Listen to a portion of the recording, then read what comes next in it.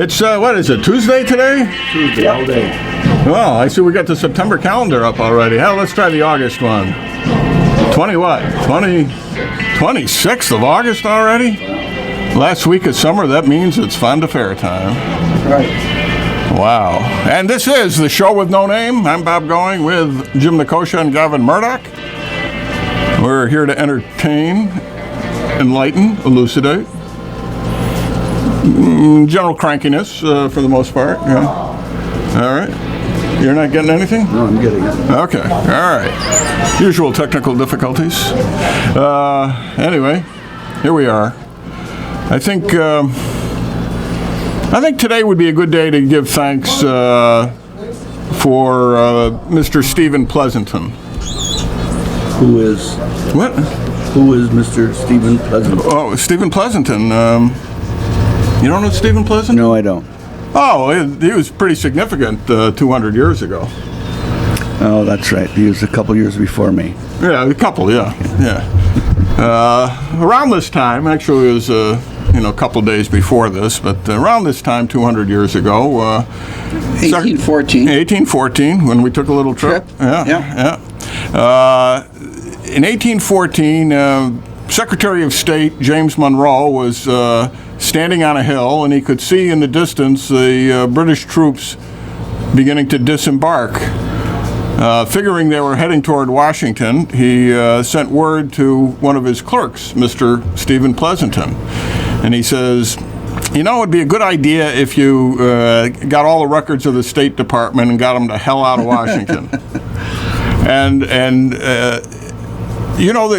Things were different in those days. When you wanted all the records of the State Department in 1814, they were all in one notebook. It was there wasn't all that much. Can you imagine trying to do it today? But they'd probably be erased. He got 22 wagons, from someplace, horse and wagons, and then they bought up. Our government was much more frugal in the olden days.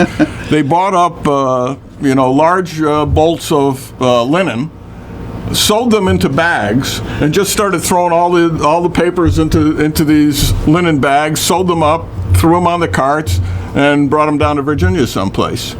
As he's about to leave the office after having accomplished his task, he looks up on the wall and sees the framed original Declaration of Independence. And Stephen Pleasanton took it down off the wall, ripped it out of the frame, rolled it up, and saved it, because Washington was burned and all that would have been lost, including our, most revered documents. They did lose a lot of stuff since they burned the Library of Congress, and you had a lot of very old manuscripts and books in that collection. Couldn't save everything, but they got a lot of good stuff. Yep. And of course, Dolly Madison famously ran out of the White House with Gilbert Stuart's George Washington under her arm. Oh, I thought she took the Twinkies out. She made cupcakes. No. Sure, I remember those in the store. Yeah. She must have saved some of them. She saved the recipe. That's all she needed to save was the recipe. Okay. You guys, 843-2500 is the number. And please call.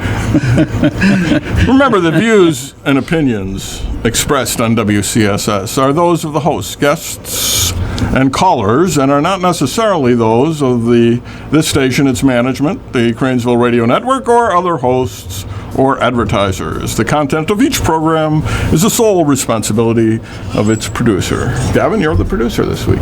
Oh, so I'm responsible, huh? Yeah, all right. So what do you want to do? I think we ought to talk about some things. Well, I saw I saw that the state of New York just signed a contract for $900,000 to provide first-run movies for the prisoners in our prison system. Well, isn't that just terrific?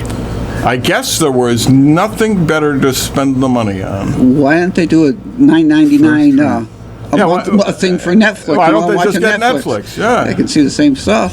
Been a lot cheaper. Oh, it would have been cheaper, and Lord knows our state doesn't do things on the cheap. If it's expensive. Why are we doing this at all? First run. We're not talking. You know, we're not talking oldies here. We're talking newies. First run movies. You know, bring them in and $900,000. That's part of Como's reinventing New York. Isn't it? Is that part of it? Must be.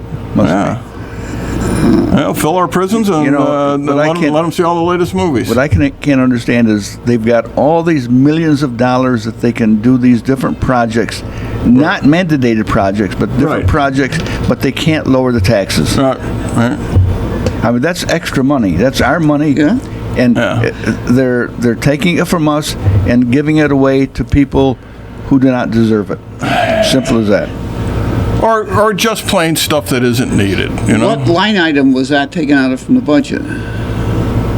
How to screw the citizens. Obviously, it's something for the prison system, so it's probably in the Office of General Services. Yeah, incredible, isn't it? Incredible.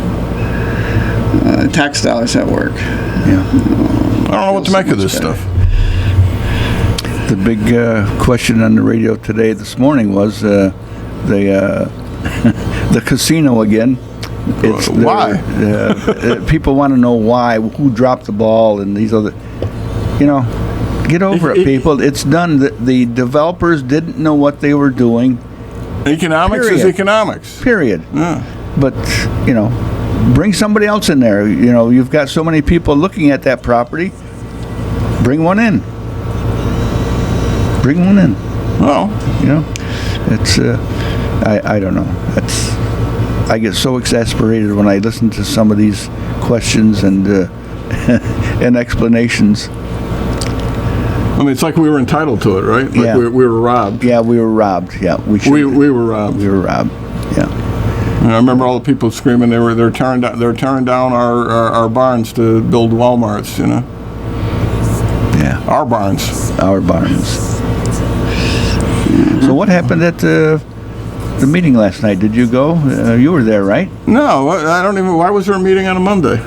Wasn't there a commission meeting for charter? Oh, is that what it was? I don't know. Oh, He's not on that charter commission. Well, I know, but I thought he would just keep up with what was going on. No. They had enough of my opinions.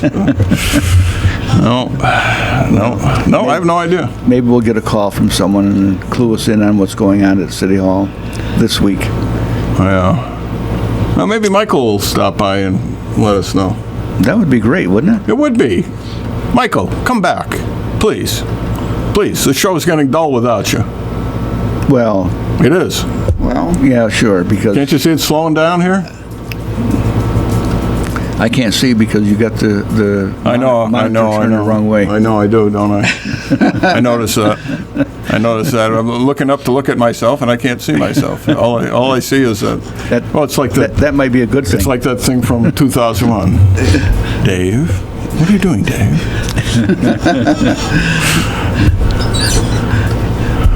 You're not trying to turn me off, are you? So what else is going on? See, Naira got dinged up again for taking too much money from the bettors. We saw that. They taxed $1.5 million. They said 1%. What are you talking about? Wait. Naira. Okay. No, the New York Racing Association. That's right. Yeah. So what did they do? Allegedly? On the exotic bets. Yeah. They were given 1 year that they could charge 1% more tax on the money in the pools. When that law sunsetted, when the sunset on that law, they continue to do that. And so they got... Well, they're taking it from whom? From the bettors? The bettors. Yeah, they're taking it out of the pool. The winning bettors. Oh, so how are you even going to prove your losses? You've already turned in your tickets. Yeah, this from a couple. You can't prove it, but they got another slap on the wrist for that. Slap on the wrist. Why did they even let them come back after all this? Well, these are new guys. Yeah, new guys in there. Yeah. These are new guys. The other guys got fired. Oh. New guys, same as the old guys. Yeah, well, they're friends. Did Dr. Who say something like that? The who? The new guys are same as the old guys. Yeah. It's for us. It is? That's for us. Yeah, well, this is WCSS. You're on the air. Hey there, Sluggo. Hey. Before you get into more, perhaps perhaps earth-shattering matters, we should note another passing on the international scene this time, or national anyway. Sir Richard Samuel Attenborough. Oh yeah, who's he? Robert, you disappoint. No, I'm just, it's a feed. It's a feed, Dave. Just go on. Okay. And he missed his birthday by a couple of days, August 29th, 1923, in Cambridge, England. Number one, some may know his younger brother, David, who did the nature series on PBS for how many years? But for himself, he premiered as an actor in 42 in No Cowards in Which We Serve. And then he was also turned producer and director. Let's see. I just saw that. There it is, 1961. With Whistle Down the Wind, and in between there was something. You reading this off the internet or off a book or what? He was an actor. He also did some acting in later years, more in other folks' films. But Cry Freedom, Gandhi, A Chorus Line, Chaplin, Shadowlands, and quite a shopping list he acquired over the years. But let's see, he missed his birthday by 5 days. So figure officially 91, almost 92. No, almost 91. So he died at 90. I see. Little bitty guy, not much to him at all in physical aspect, but and he did everything. He appeared in Crime Stories, Brighton Rock for one. He appeared in semi-silly stuff, Brothers-in-Law, Private Progress, Baby in the Battleship, most of them in England.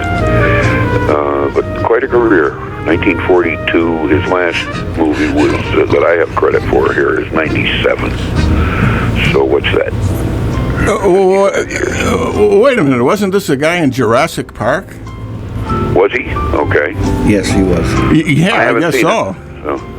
He's the guy who... I know, I should be ashamed of myself. Welcome to Jurassic Park. That's like one of the most famous lines in movie history, and he delivered it. Oh, okay. I'd be taking your word for it. When was that? Oh. There it is, 93. Okay. Yeah. He's cheating. Yeah. We thought you had that. We thought you knew that by memory. I think he wasn't in that one. Wasn't he? Nick? It's a pterodactyl. Wasn't he what?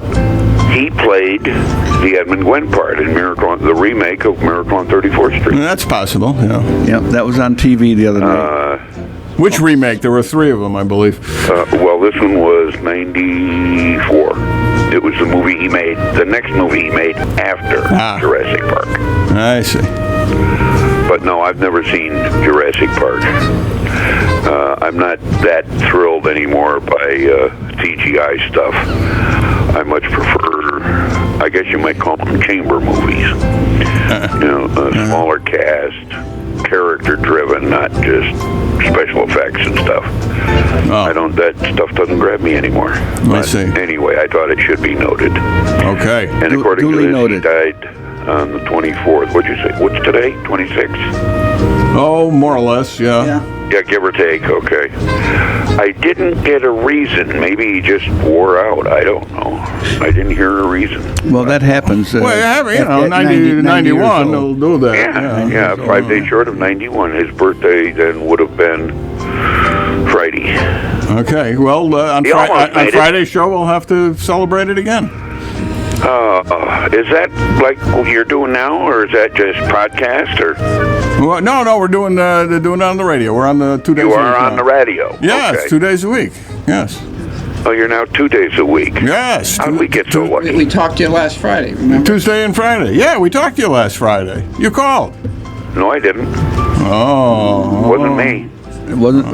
Well, wait a minute. Oh no, it was last Tuesday. It was last Tuesday. It was last Tuesday, maybe, Yeah, but not you're right. Friday. Because I was thinking that was another. You were just pushing hard on a podcast thing. Yeah. So you're now 2 days. Well. Yeah. We will see what we can do about that. Oh, we're looking forward to it. I bet. Okay. All righty. Take right. care. All right, thanks, Dave. Today is on TCM's Summer Under the Stars, where they do 24 hours for one star. Every day it's somebody different. Yes. Today is Sophia Loren. Sophia Loren. Okay, thanks. All righty? Okay. Thank you very You much. stay warm or dry or whatever you need. Okay. Thank you. Thanks, Thank you. Okie doke. Okay. Take care. Okay. Well, that was enlightening. This is WCSS. You're on the air. I just need an answer, and I'll get off the phone. Could you please familiarize me with the name of that music that was in the background while that gentleman was talking? What? I have no idea what you're talking about. No idea whatsoever. Something must have been bleeding from another station. Yeah, you must be picking up another station down in Kingston or something. Oh. There you go.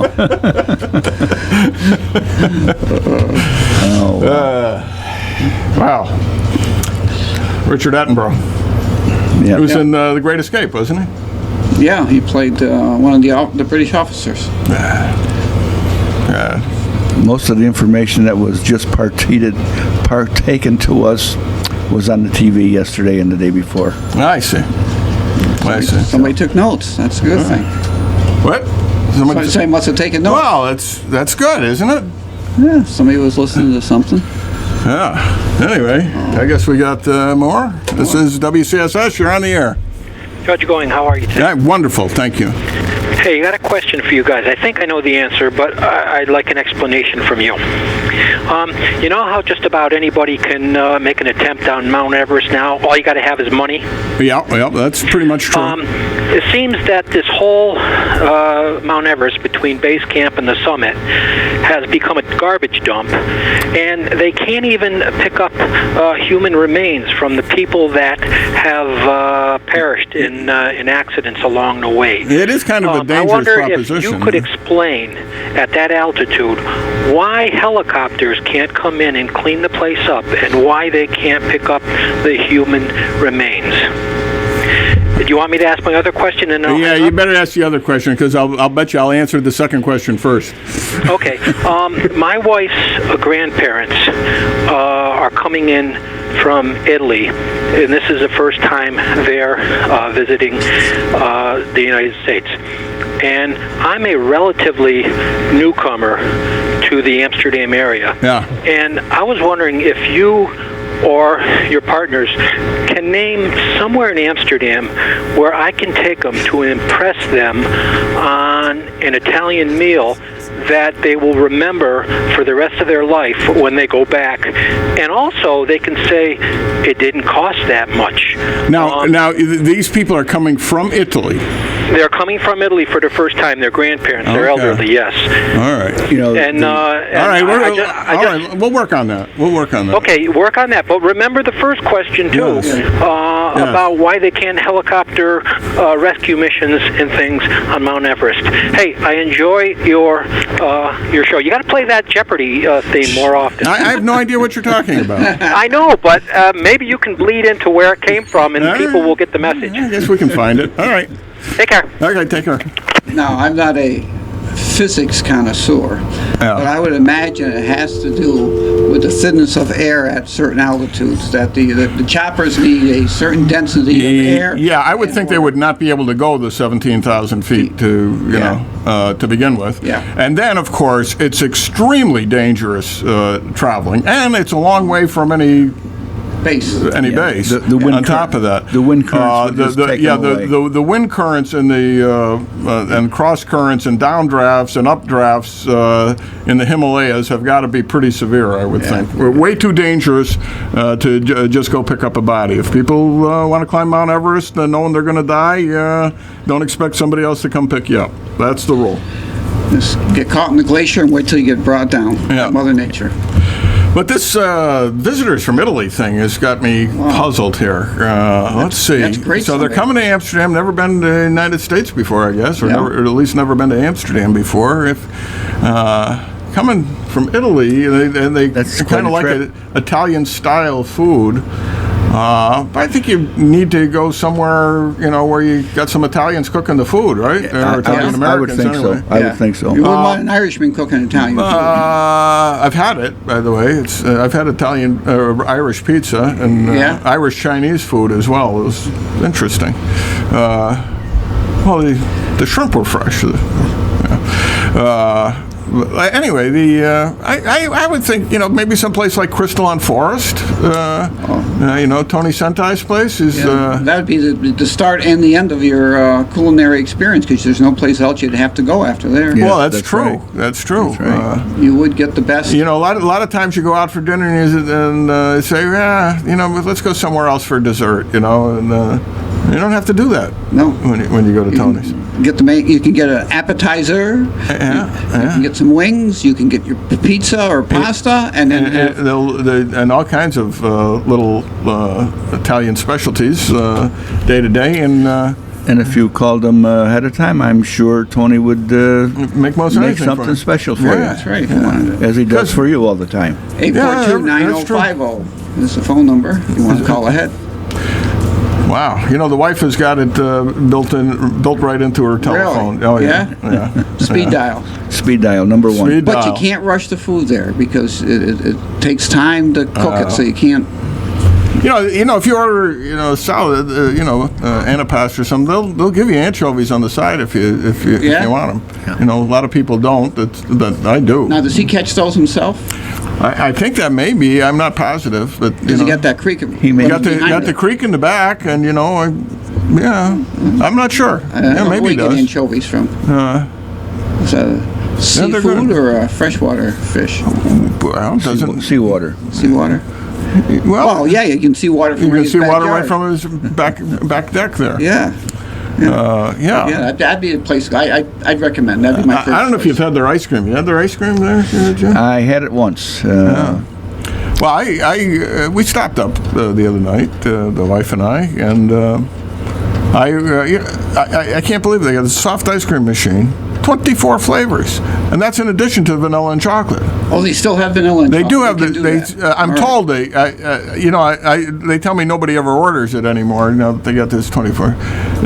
Like they said, that like the rarest thing that they serve is a vanilla chocolate twist. I don't know anybody who eats that. But, that doesn't sound right to me. I had peach the other night for the first time. Every time I go, I like to try a different one of these 24 flavors. Do they have to defuzz it before they serve it? Well, I think so. I think that there did look like there was some kind of a shaving mechanism in the back there. Yeah. Okay, that's important. The flavor was delicious. Yeah. It was peachy. Yeah. It was peachy. Was there a pit in the middle of it? There was no pit. No, you didn't have to worry about cracking your dental work. Defuzzed and depitted. Right. Or stoned, as they used to say in the old days. But it's a good place to go. It is a good place to go, So, caller, I think that answers both your questions. Crystal on Forest. Crystal on Forest. And we answered this first question as well, so we're I think that's a reasonable answer. Yeah. It's amazing the things we have answers to here on the show with no name. Absolutely. Oh, wow. We got them all. Well, let's see. We had that general died in Afghanistan recently, and I forget how many people from the White House attended that funeral. Do you remember? No, I don't. I think it was none. Remember they downgraded the Margaret Thatcher funeral, and nobody of official rank attended. Some of the old guys attended, but I am glad to see that three people from the White House attended the funeral yesterday in Ferguson, Missouri. So that's appropriate. Holder was one of them, right? I didn't catch all their names. I'm sure. Sharpton. Well, he wasn't from the White House. that's a matter of opinion. Where Well, okay, so in addition to then. Okay. Yeah. Because I understood he's serving as a liaison between the situation and the White House. Yeah, he also gave the eulogy, I believe, or performed the service or something. I don't know. I don't have the cable news channels anymore, so I wasn't able to watch it. So. I wonder if he did an analysis of the eulogy as a correspondent from MSNBC, whether or not he gave a breakdown of the events as a newscaster. I don't think so. No. You don't think so? No. Even though he is a newscaster for MSNBC. Or something. I don't Serving know if as I'd call him a Politico for the newscaster. White House. Yeah, A newsman? He's what? He's a newsman? He's not a newscaster? I don't know what he is, to tell you the truth. He's a charlatan, as far as I... Rabble-rouser? Yeah. Reverend Al Charlatan, isn't that his name? Ooh. Boy. It's pretty accurate. Isn't that his name? Yeah. L. Charleston? L. Charleston. No, we may have to do Kaiser's Corner today if this gets any slower. You think? Kaiser's Corner. You know Kaiser's Corner. No, I don't. Well, that's... well, actually, it predates you. Back when I had the old show, Bob Kaiser used to call, or at least notify me directly, if not call in, but to say that he really didn't like it when I read poems on the air. Well, I can go with that. You can, yeah. So, I since have referred to the feature as Kaiser's Corner. As opposed to Kiner's Corner that used to be on the New York. That's correct, podcast. and I knew he'd appreciate that as a baseball fan, So. Or the Hot Corner, which occurs in every baseball game. Yeah. Speaking of baseball, Yeah. I don't know what the heck's going on with those Red Sox. Just when they're getting everything else to click, Koji is falling apart. Their closer. He's blown 3 games in a row. Fortunately, they were able to pull that one out in the 10th inning last night with put a different pitcher up. But that's it's not good. Not good. Slow year for the Sox. Jeepers. We had a new teacher orientation today up at the high school for all the new teachers of the school district. And just so we got all our bases covered, we did hire one teacher who was a Boston Red Sox fan. Woohoo! So on purpose, or? Well, did you know it ahead of time? I'm not sure he mentioned it during the interview. Yeah. He mentioned it this morning when he was introduced. So. Really? Did he get booed, or? He got a couple of funny looks. Yeah. So, that's, it takes all kinds. I assume there's a probationary period. Yes, there is. So he conversion can take place. Does that little light there indicate that the phone is? It just went on So there's a light over and there. it's lit up over here. Could be. Wow. Might be. Hey. Yeah, and it's for us. All right. This is WCSS. You're on the air. Yeah, I have a question for Gavin. You just mentioned that a bunch of new teachers were hired. I wonder how or if you could tell me how the teachers are hired. Are they recommended by the high school principal, by the superintendent, or what's the process? Well, teachers send there's a posting on a site. It's called OLAS, where all openings in the area can be posted up there. Teachers apply. There's an initial screening that takes place, and then the building principals are involved in the actual interviewing of the candidates. Generally, they'll pick out 2 that they want. They'll get passed on. They'll do additional background checks on them. They'll be interviewed by the director of either secondary or elementary instruction, and the decision is made from there. But every building principal, and oftentimes, particularly at the high school where you have departmental chair people, are also involved. So you've got math teachers interviewing with the principal math teachers. You've got social studies teacher or teachers interviewing prospective candidates for social studies. So there's a good cross-reference on how the process is done and who's involved in it. And, sometimes it takes 2 or 3 or 4 weeks to get somebody, because even though you interview people, it doesn't mean you found somebody that is a good fit for what you want. So it's different from the old days when you just had to know somebody. Yes, absolutely. It's more scientific and more selective. Yes, and we get people who are local to get hired if they're the best candidate, and somebody from Schenectady would get hired if they're the best candidate. So, okay, now how about discrimination based on age? Would the school district be less likely to hire someone, say, in their 50s than someone right out of the box? I'm looking at the faces I saw this morning. There was people there who are fresh out of college. There's people with 5 or 6 or 7 years experience that were hired.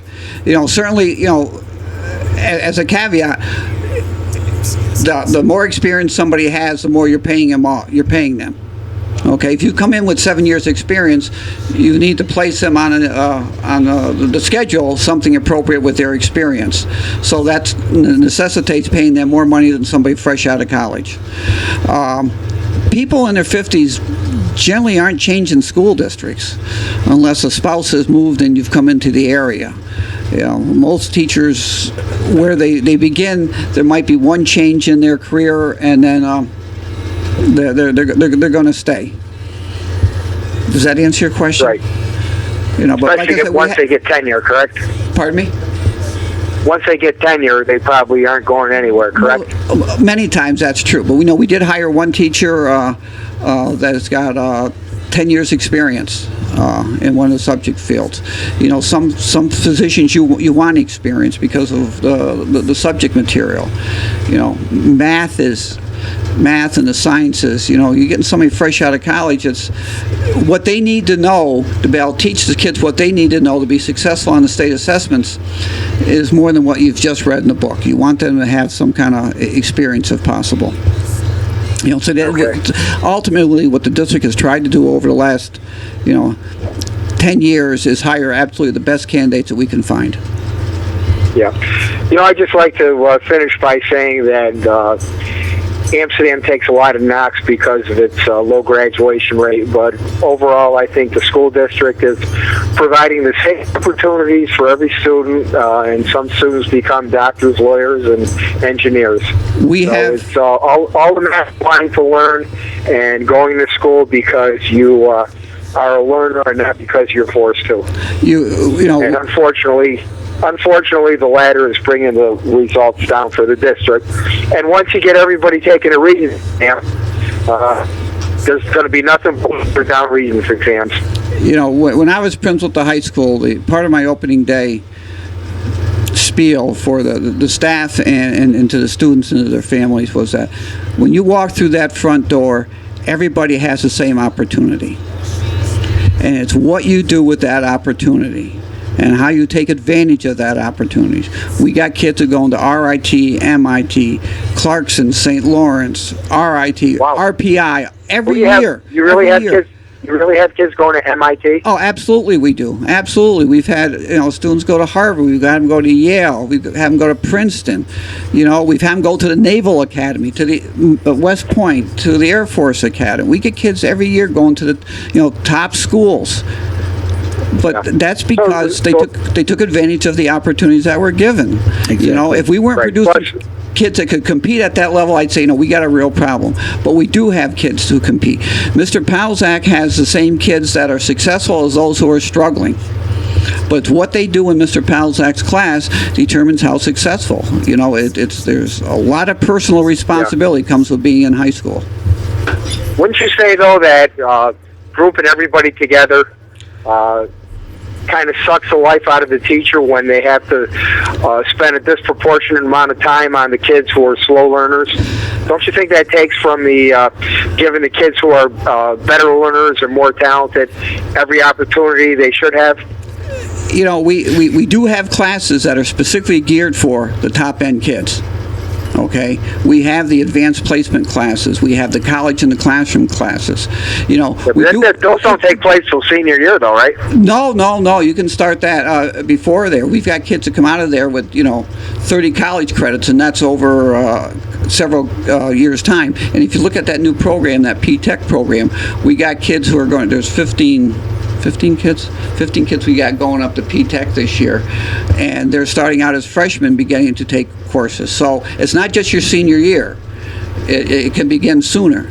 In order to get 30 college credits, I mean, that's 10 courses. It's not just in 1 year. So generally, the junior year is when they start taking some of those college courses, and they're not exclusive just to the top-end kids. A lot of them are opened up to other students who, are the run-of-the-mill C students, okay? Because you can be successful at college, but it's just a different application you have to make of your time and ability. But everybody has an opportunity to come there. When you're talking about, and that's why I just think that Amsterdam High School gets a bad rap that it doesn't deserve, because it does provide opportunities, and all you have to do is take advantage of them. And when you look at classes where you say you're lumping kids who are academically challenging with other ones, a lot of those classes have support teachers in those classrooms to help those kids who are struggling. So, I kind of got mixed feelings about bunching everybody together. But if you don't challenge somebody, they're not going to reach it. We didn't reach the moon because that's what we shot for. We were shooting for the stars, and we got to the moon.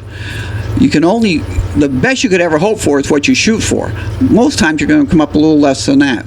So you really need to shoot for beyond what your actual expectation is going to be. And kids need to strive for those, not just to get out of high school. Well, that's all you're going to do if all you want to do is get out of high school. If you want to go to college and be successful, you're going to get out of high school and do something else. But it's up to... Yeah, but I think that's one of the problems with school, though. They teach you from a very early age that in order to be successful, the only path to success is going to college. And unfortunately, every student isn't college material. Like some kids are talented with their hands in the technical fields. And unfortunately, there's a stigma that goes along with that you're a loser if you don't go to college. And I think that's kind of inbred. That's the whole philosophy of every school, not just Amsterdam. But I think that has to change, and then you'll see more people becoming all they are capable of being. We're being involved with HMF BOCES. They have programs up there, and technology, electrical, carpentry, large machinery, mechanics, body work, a whole lot of skills that are more hands-on for students who are inclined for those things, as well as academics. So these kids get up there. Kids come out of there as an apprentice if they complete the program. They can That's walk. right. Then but it's. Go ahead. It still has that stigma, and it doesn't deserve it. Just like Amsterdam High School doesn't deserve a bad rap.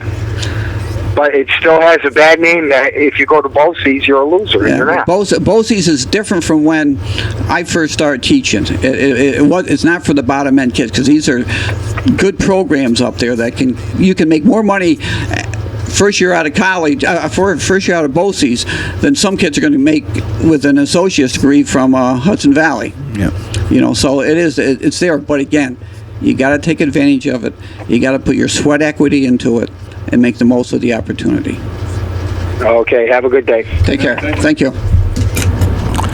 All right, and I've said many times, I had 4 kids went through Amsterdam High, all had a parochial school education before they went to Amsterdam High, and I have nothing but praise for the education they got at Amsterdam High, and they all went on to college and did well in college and in their professions. So. Yeah. Mine also. Yep. My 5 kids, they all did well. My son's going there now, so. Oh my God, he's in high school already? Yeah, he is. Yeah.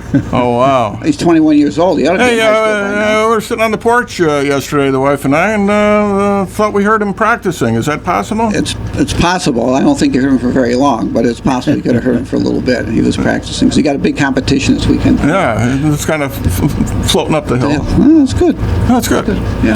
This is WCSS. You're on the air. Hello. Hello, Mr. Going. Hello. How are you? I've heard some very interesting discussions this morning, but I've not heard the one that the people should be asking. Where is the video for your ice bucket challenge? The video. The ice bucket challenge. Mine's up. You can see mine. I did it. Yes, I did. Mr. Going, it's been over 24 hours. He's got the freezers loaded with the ice, and as soon as it's frozen. Well, look, okay, all right, yes. I've gotten 4 ice bucket challenges, but it was not until my beloved daughter Louisa said, "I nominate my daddy," and then I said, I got to do it now. The thing is, I had the video. I don't want to just do, throw the bucket of ice over, ice water over my head like everybody else is You got doing. to make a big production. I got to have a big production. I got to make a big production out of mine. Special effects, so it's not really ice. And everything. Okay, so I had this plan worked out, and now I had to throw it all out because my props are missing from the house. I don't know where they are. You need a bucket, you need water, you need ice. Okay, all right, yes, all right. Mr. Doing, I bet your young daughter threw all of your stuff away, and that's why you can't find anything. I hope my young daughter didn't throw everything away, but anyway, I'm very pleased with my young daughter for having gotten me into this, and I will produce it. Probably, I probably at this point have to wait till the weekend because I had to change the theme of my video, but I will do it, and it will be up before next Tuesday's show. Is that satisfactory? I think that is satisfactory, Daddy. Okay. Hey, have a nice day, Louisa.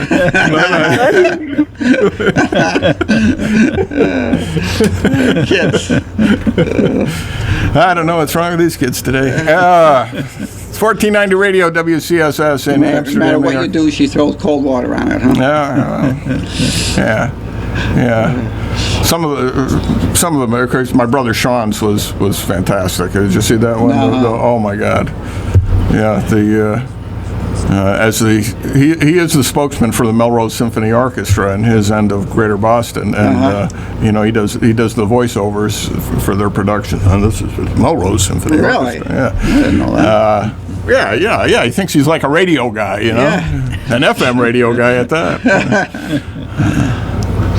So he did his to music with 2 cameras and everything else. It was pretty funny. It was superb. What actually. music did he use? Well, it's that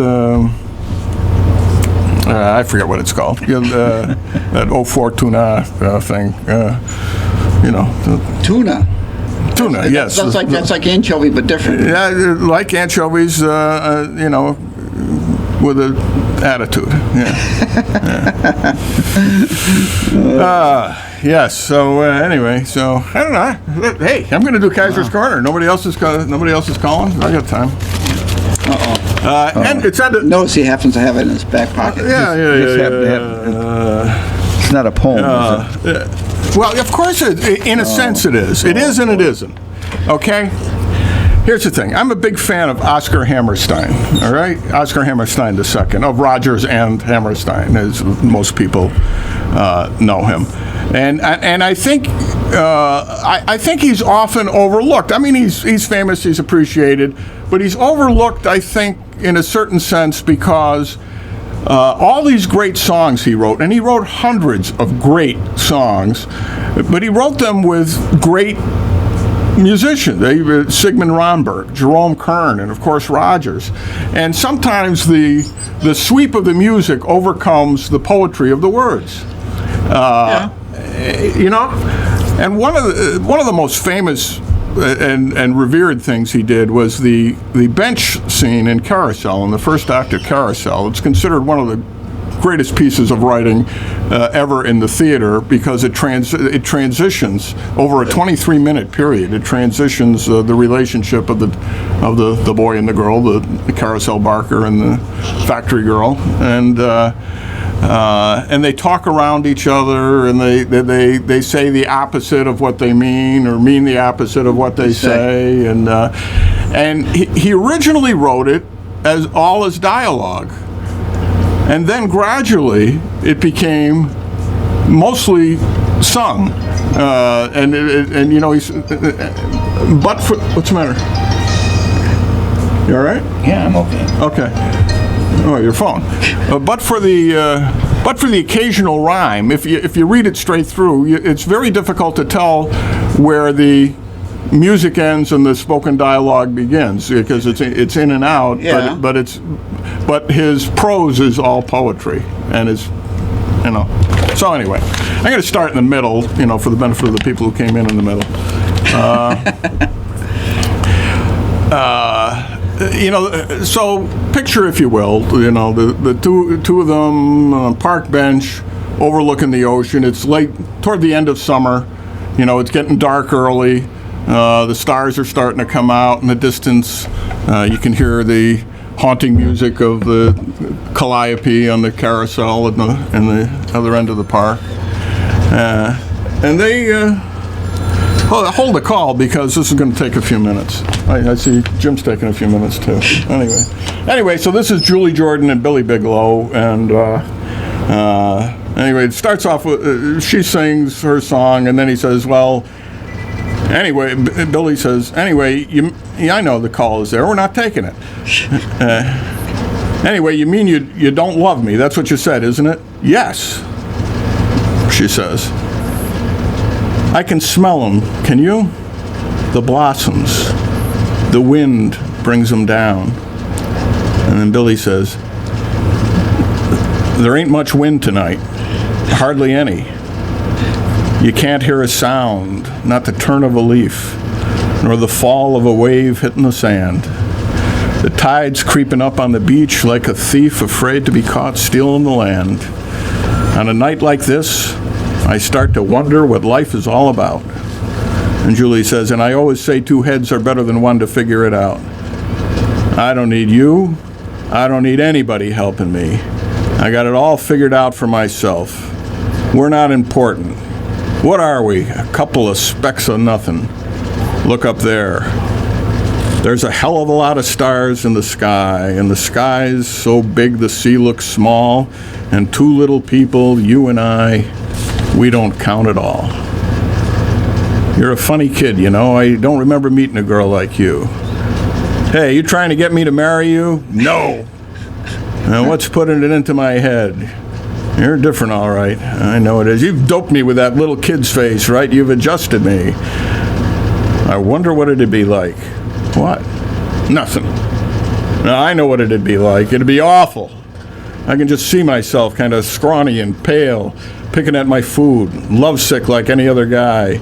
I'd throw away my sweater and dress up like a dude in a dickie and a collar and a tie if I loved you.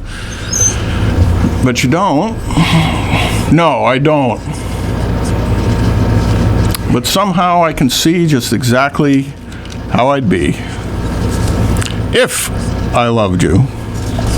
Time and again, I would try to say all I'd want you to know.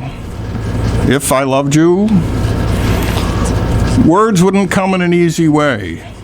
Round in circles I'd go, longing to tell you, but afraid and shy, I'd let my golden chances pass me by. Soon you'd leave me. Off you would go in the mist of day, never, never to know how I loved you. If I loved you.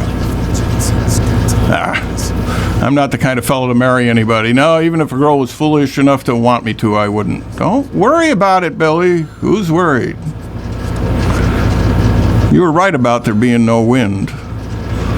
The blossoms are coming down by themselves. Just their time to, I reckon. I love that. Okay, that's Kaiser's Korner for today. It's a strange little alternate universe I live in. Somebody's got to be there. It's a beautiful piece of writing. Anyway, this is WCSS. You're on the air. Yes. I'm not too familiar about BOCES, is it? Yeah. Is that a trade school? It's or is it comparable to a high school? You are taught courses in skills there. You have technology courses. You have courses on carpentry. A student can go there as a junior. You've already acquired 2 years of high school credit. You continue to acquire high school credits at your own high school, and you go to BOCES to take courses in electricity, plumbing, mechanics, auto mechanics, nursing. Any kind of occupation that you can think of, they offer courses there for. So I wouldn't call it a trade school. It's a school that you attend part-time for 2 years to acquire skills in particular fields. A lot of the fields up there, kids come out of there as an apprentice in their chosen field, and they can walk into a job that's paying $15-20 an hour, and then eventually become, journeymen and full union members for these skilled programs. Well, by going to BOCES, is it like regular classing? Do you get a diploma from there? You get a comparable to high school. You get do you get a regular diploma, or you just go up there for particular classes? You go up there for particular classes. You get your high school diploma from AmSam High School because you're still acquiring all the regular courses that you need to graduate from high school, in addition to courses that you take up at the HMF BOCES program up there. So rather than taking electives here, you're taking electives up there that will give you skills in a particular field, such as auto body mechanics, engine repair, LPN courses, culinary arts, which is a big program up there. I should take that. Yeah. But actually, you are. You're still in the AmSam High School. With Amsterdam High. Yes, you are. Yes, you are. Okay. Well, that explains it very much. Thank you. I appreciate that. Yes, ma'am. Have a good day. Sign the lady up. All right. So are you no longer changing oil at Amsterdam High? Correct. Well, that's too bad. Yeah, Vern Vogel is no longer there changing your oil for you. Yeah. What'd you do with all that oil changing space? They cleaned it all out, and that is part the cafeteria is down there, as well as that's the extension on the cafeteria. The cafeteria is there. You've got your ROTC course classroom is down there. There's ESL classroom down there. So I mean, it was all reconfigured down there when everything went up to BOCES. And what it has done, when those types of courses left AmSam High School, we only had handfuls of kids taking those programs. Now we've got 80 kids going up to BOCES over 2 shifts to take these courses up there. Where is that, Stoner Trail? No, it's on Route 67. It used to be on Stoner Trail, but now it's located right next to FMCC. It's on the western end of FMCC. Not too far from Stoner Trail. Not too far from Stoner Trail. The old Smealy home, no, not that far away. I remember it. Yeah. So, I mean, it's a great program for a lot of kids. The idea is to offer as many things that you can find that kids can become interested in and become successful in. And there's always some kid who nothing you offer is of interest to him, but part of that is choice that you make. Okay. You take advantage of what's there. It's a very good place. Yeah. One of my grandchildren went through BOCES in addition to high school, and she's doing very, very well. Very well. Absolutely. Yeah. What? Somebody rang. No, I don't know. We don't know. We don't know. We don't know. We don't know. Give me the signal. I'm waiting for the high sign. And it is. There it is. This is WCSS. You're on the air. Yes, good morning, gentlemen. Hey, I got a question for you about that BOCES. Do they still look for vehicles to work on, or heavy equipment to work on, or anything else like that, or do they get their own stuff? You know what I mean? I know what you mean. Dealers or whatever. And I can't answer that question because I don't know, because I'm not that connected anymore. I know when I was at the high school, they're always looking for vehicles to work on. But up there, I'm not sure where they get the vehicles that they work on up there, the heavy equipment. I don't know, so I can't answer that. I could probably find out. I got a car they could have, seriously. Yeah? If you could get it there. No. I drove it into my back driveway, and I haven't even taken the plates off it yet. But I'm not sure where the equipment is that they work on up there for repair. Okay, well, you can what? Just call the BOCES Center up there and ask them? Yeah, absolutely. Absolutely. Okay. Okay. All right. I thank you very much. Thanks for calling. Yeah, that'd be actually my car would be a good one to work on. Actually. Yeah? It'd be a challenge? Well, there's a lot of little things wrong with it that they could have fun figuring out. Yeah. Talking about cars, and like welding the frame back together might be a good idea. It's not like the old days. You could fix a car in your driveway. I mean, everything is high tech. You got to have have a computer hooked up to it to find out what's wrong with it before you can start trying to work on it. So it's a lot tougher. I know when we grew up, there's every street had somebody whose dad was a mechanic, and their teenage son was out there, working, getting all greasy and dirty up from working on it. It was all mechanical, but it's not just mechanical anymore. When's the last time you changed points, for example? Yeah, good point. Never took my car to the garage. You could do it yourself? I could do it myself. Yeah. No more.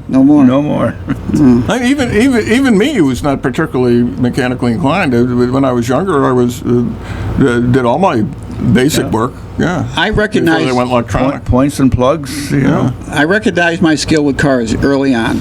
Start, stop, change the spare flat tire. That was it. And I can. That's another thing. I used to change flat tires all the time. I can't remember the last time I changed a flat tire. It's they just make them better. They just make them a lot better, and the roads are a little bit better also. Yeah.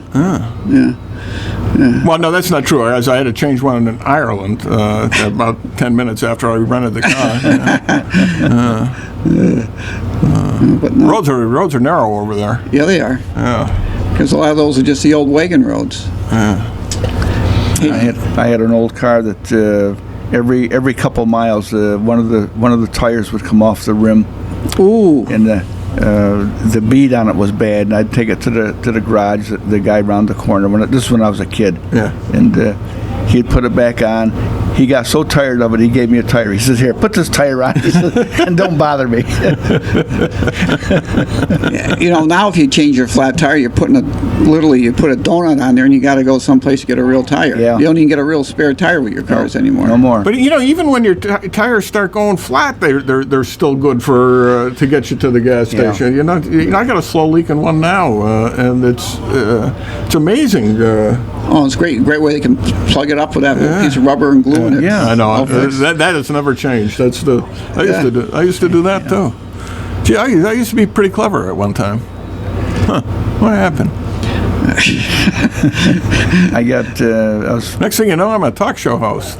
I was moving stuff around in the garage the other day, and this little container, I pulled out a little container that was in the back of the cabinet, and there's tube patches in there with a little tube of glue. I said, "Wow!" You used to fix the inner tube. Remember that inner tube? Now it's all one. My grandfather told me that it used to take him they were about an hour from Cape Cod, in Massachusetts, and on a Sunday trip to the Cape, they would routinely change at least 4 tires, if not more. Every few miles, one of them would pop. Yep. They'd take it off, patch it up, pump it up, put it back, go a few more miles, it'd get hot, pop again. Yeah. It's a common occurrence back then. It's probably part of your road test, changing a tire. Well, that about does it for today, guys. We'll be back on Friday with the show. Our pre-Labor Day show. Our pre-Labor Day show. Maybe we'll get up to the fair before then. Who knows? Yeah. All right.